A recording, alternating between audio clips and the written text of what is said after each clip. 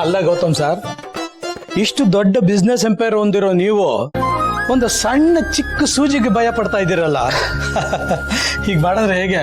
ನಾಳೆ ದಿನ ವಿಷಯ ಹೊರಗಡೆ ಗೊತ್ತಾಗ್ತು ಅಂತಂದ್ರೆ ಗೌತಮ್ ದಿವಾನ್ಗೆ ಸೂಜಿ ಭಯ ಅಂತ ದೊಡ್ಡ ಬ್ರೇಕಿಂಗ್ ನ್ಯೂಸ್ ಆಗ್ಬಿಡುತ್ತೆ. ಇವತ್ತು ನೀವು ಬಂದದ್ದು ತುಂಬಾ ಒಳ್ಳೇದಾಯ್ತು. ಕೆಲವು ಜನ ಏನ್ ಮಾಡ್ತಾರೆ ಅಂತಂದ್ರೆ ನಾಳೆ ಮಾಡ್ಸೋಣ, ಮುಂದಿನ ವಾರ ಮಾಡ್ಸೋಣ, ಈ ರೀತಿ ಪೋಸ್ಟ್ಪೋನ್ ಮಾಡ್ತಾನೆ ಇರ್ತಾರೆ. ಚಿಕ್ಕ ಸಮಸ್ಯೆ ದೊಡ್ಡದಾಗ್ಬಿಡುತ್ತೆ. ಆರೋಗ್ಯ, ಆಯುಷ್ಯ ಇವೆರಡು ಒಂದೇ ನಾಣ್ಯದ ಎರಡು ಮುಖ ಅಂತ ಹೇಳ್ತಾರೆ. ಇವೆರಡರಲ್ಲಿ ಯಾವುದಕ್ಕೆ ತೊಂದರೆ ಆದ್ರೂ ಪ್ರಾಣಕ್ಕೆ ಕುತ್ತಲ್ವ. ದೇಹ ಒಂದು ಸಣ್ಣ ಸಿಗ್ನಲ್ ಕೊಟ್ಟರು ಯಾವುದೇ ಕಾರಣಕ್ಕೂ ನಾವು ನೆಗ್ಲೆಕ್ಟ್ ಮಾಡಬಾರ್ದು. ಆರೋಗ್ಯ ಬರೀ ನಮಗ್ ಮಾತ್ರ ಅಲ್ಲ, ನಮ್ಮನ್ನ ನಂಬಿಕೊಂಡು ಬದುಕ್ತಾ ಇರೋ ನಮ್ಮ ಫ್ಯಾಮಿಲಿಗೂ ಕೂಡ.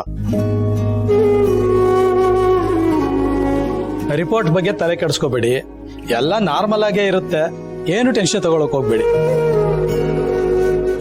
ನನಗೆ ತಿಳಿದ ಮಟ್ಟಿಗೆ ನಿಮ್ಮ ದೇಹಕ್ಕಿಂತ ನಿಮ್ಮ ಮನಸ್ಸು ಜಾಸ್ತಿ ಕೆಲಸ ಮಾಡ್ತಾ ಇದೆ ಅನ್ಸುತ್ತೆ. ಕೆಲವೊಮ್ಮೆ ಈ ಹಳೆ ಘಟನೆಗಳು, ಹಳೆ ನೋವು, ಮತ್ತೆ ಈ ಕೆಲಸದ ಒತ್ತಡ, ಜವಾಬ್ದಾರಿ ಇವೆಲ್ಲ ನಮ್ಮ ಮೈಂಡ್ಸ್ನ ದಣಿಯೋ ಹಾಗೆ ಮಾಡುತ್ತೆ. ಹೊರಗಡೆ ನಾವು ನಾರ್ಮಲ್ ಆಗಿ ಚೆನ್ನಾಗೇ ಇರ್ತೀವಿ, ಆದ್ರೆ ಒಳಗಡೆ ಈ ಸ್ಟ್ರೆಸ್ ಅನ್ನೋದು ನಮ್ಮನ್ನ ತಿಂತಾ ಇರುತ್ತೆ. ಈ ಸ್ಟ್ರೆಸ್ ಅನ್ನೋದು ಇದೆಯಲ್ಲ ಗೌತಮ್ ಸರ್, ಇದು ಬಹಳ ಡೇಂಜರ್. ಒಂದು ಹಂತದಲ್ಲಿ ಆತರ ಇದ್ದೆ ಡಾಕ್ಟರ್, ಬಟ್ ಈಗೆಲ್ಲ ಓಕೆ, ಎಲ್ಲ ಚೆನ್ನಾಗಿದ್ದೀನಿ. ಸರ್, ನೀವು ತುಂಬಾ ಚೆನ್ನಾಗಿದ್ರೆ ನನಗಿನ್ನೂ ಖುಷಿನೇ ಅಲ್ವಾ ಸರ್. ಆದ್ರೂ ಡೈಲಿ ವಾಕ್ ಮಾಡಿ, ಟೈಮ್ ಟು ಟೈಮ್ ಚೆನ್ನಾಗಿ ನಿದ್ದೆ ಮಾಡಿ, ಕೆಲಸದ ಒತ್ತಡಗಳ ಮಧ್ಯ ನಿಮಗೆ ಅಂತ ಸ್ವಲ್ಪ ಟೈಮ್ ಕೊಡಿ. ಯಾಕಂದ್ರೆ ನಾವೆಷ್ಟೇ ಕೆಲಸ ಮಾಡಿದ್ರು ನಮ್ಮ ಮನಸ್ಸಿಗೆ ಬೇಕಾಗಿರೋದು ನೆಮ್ಮದಿ ಮಾತ್ರ. ಜಾಸ್ತಿ ತಲೆ ಕೆಡಿಸ್ಕೊಂಡು ಆರೋಗ್ಯದ ಜೊತೆ ಆಯುಷ್ಯನೂ ಹಾಳು ಮಾಡ್ಕೋಬಾರ್ದು ಸರ್. ಒಬ್ಬ ಡಾಕ್ಟರ್ ಆಗಿ ನಾನು ನಿಮಗೆ ಸಜೆಷನ್ ಕೊಡ್ತಾ ಇದ್ದೀನಿ. ರಿಪೋರ್ಟ್ಸ್ ಬರೋದು ತಡ ಆಗುತ್ತೆ, ಅದು ಬಂದ ತಕ್ಷಣ ನಾನೇ ನಿಮಗೆ ವಾಟ್ಸಪ್ ಮಾಡ್ತೀನಿ. ಏನಾದರೂ ಫಾಲೋ ಅಪ್ ಇತ್ತು ಅಂತಂದ್ರೆ ನಾನೇ ನಿಮ್ಗೆ ಹೇಳ್ತೇನೆ. ಈಗ ನೀವು ಹೊರಡ್ಬೋದು. Thank you so much doctor. ನೋಡಿದ್ರಾ, ಬೆಳಗ್ಗೆಯಿಂದ ಸುಮ್ಮನೆ ಒಂದೇ ಸಮನೆ ಟೆನ್ಷನ್ ಮಾಡ್ಕೊಂಡಿದ್ರಿ, ಈಗ ಸಮಾಧಾನ ಆಯ್ತಾ? ಅದೇ ಬೇಕಲ್ವಾ ಸರ್. Thank you. ಬರ್ತೀವಿ ಡಾಕ್ಟರ್. ಸರಿ.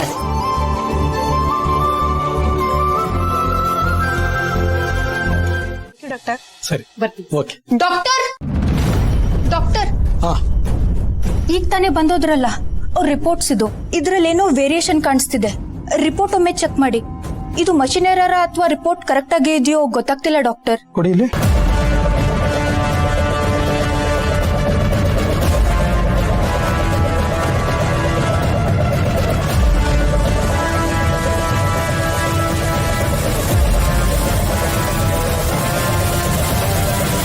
ಇವ್ರದ್ದು ಬ್ಲಡ್ ಸ್ಯಾಂಪಲ್ ಇನ್ನೂ ಲ್ಯಾಬಲ್ ಇದೆಯಲ್ಲ?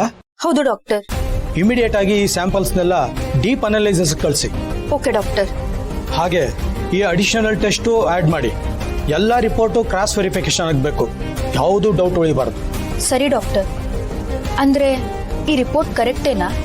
ಇದು ಪಾಸಿಟಿವ್ ಇಂಡಿಕೇಶನ್ ಕೊಡ್ತಿದ್ಯಾ? ಬರೀ ಒಂದು ರಿಪೋರ್ಟ್ ನೋಡಿ ಫೈನಲ್ ಡಿಸಿಷನ್ ತಗೊಳ್ಳೋದು ಸರಿಯಲ್ಲ. ಮೊದಲು ಎಲ್ಲ ಕನ್ಫರ್ಮೇಟರಿ ರಿಪೋರ್ಟ್ ಬರಲಿ, ಆಮೇಲೆ ನೋಡೋಣ. ಸರಿ ಡಾಕ್ಟರ್.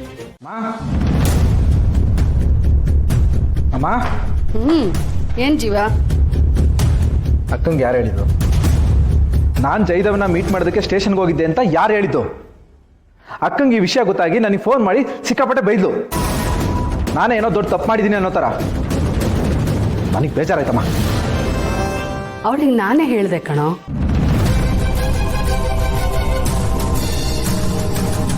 ನೀನಾ? ಯಾಕಮ್ಮ? ಯಾಕೆ ಹೇಳಕ್ ಹೋದೆ? ನಾನೇನು ಅವನ ಹತ್ರ ಜಗಳ ಮಾಡೋದಕ್ಕೆ ಹೋಗಿದ್ನ?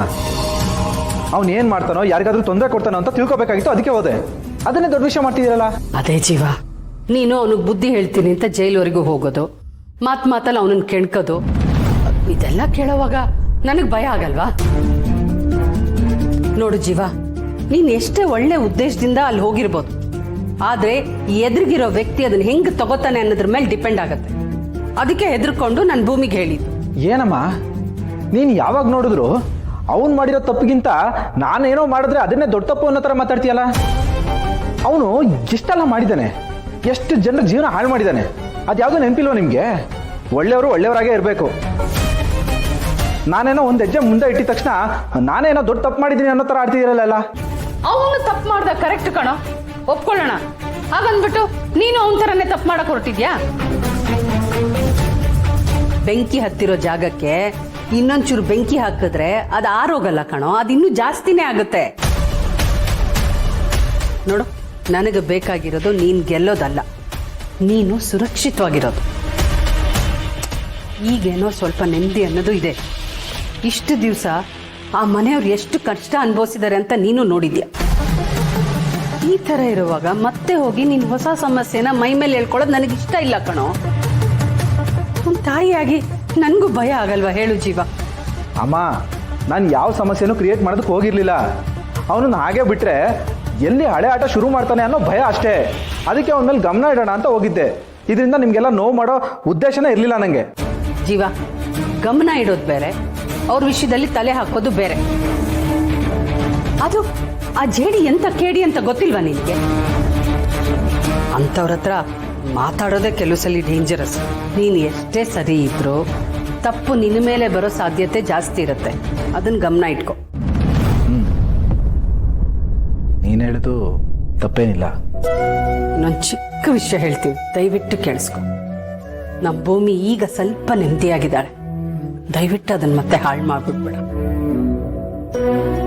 ಅವಳು ಹೊರಗಡೆಯಿಂದ ಎಷ್ಟು ಗಟ್ಟಿ ಅಂತ ತೋರಿಸ್ಕೊಂಡ್ರು, ಒಳಗೆ ಅವಳಿಗೆ ಎಷ್ಟು ಭಯ ಇದೆ ಅನ್ನೋದು ನನಗೂ ಗೊತ್ತು, ನಿನಗೂ ಗೊತ್ತು.